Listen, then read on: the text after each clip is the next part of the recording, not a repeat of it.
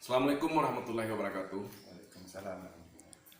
Saya Nufrizon ya, ketua jurusan Teknik Pengawasan, mewakili Bapak Kepala Sekolah. Di sini akan memberikan testimoni ya buat Bapak Sandiri dari SMK 2 Banda Aceh.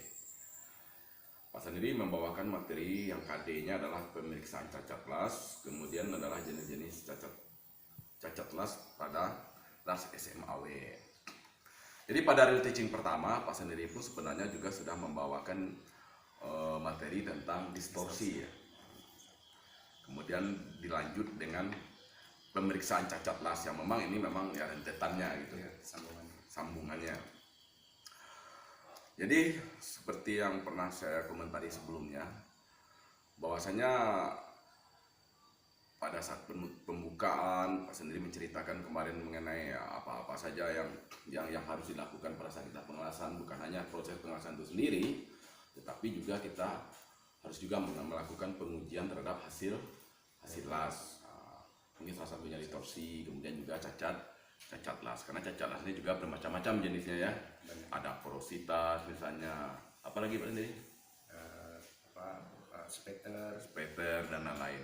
Karena memang di industri itu juga diadakan ujian SEM-nya ya, ada keretakan nggak segala macam dan lain-lain gitu kan. Kemudian pada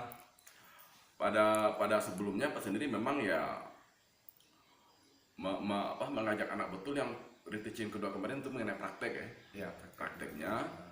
Kemudian diawali dengan teori reteaching pertama, yang keduanya praktek, kemudian ya reteaching ketiga adalah juga mengenai pemeriksaannya. Ya, kalau saya alhamdulillah kan artinya dari pertama teori ini cacat las begini, kemudian kita lakukan pengelasannya begini, kemudian hasilnya begini, ini harus kita lakukan segala macam.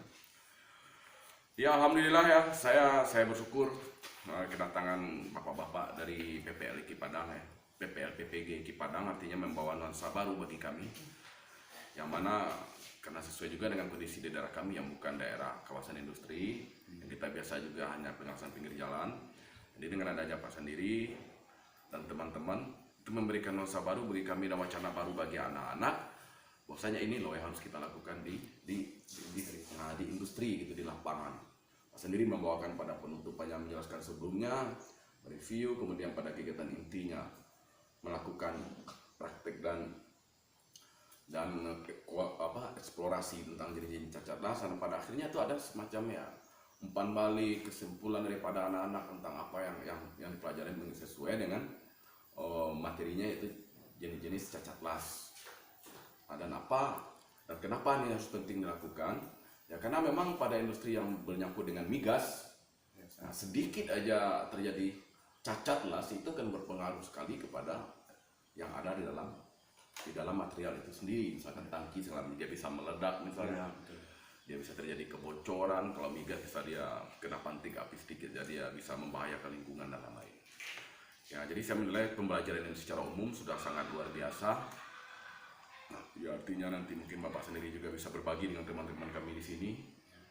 Mungkin ada aja informasi terbaru baik tentang materi, tentang mungkin ya media mungkin yang bisa kita gunakan, dan bisa juga hal-hal lain sehingga terjadi kolaborasi. Ya moga-moga setelah ini Bapak sendiri juga bisa lebih meningkatkan lagi, tidak hanya mungkin sebagai guru ya, mungkin juga sebagai trainer kan bukan hanya di sekolah, bisa juga nanti di pelatihan segala macam dan lain-lain.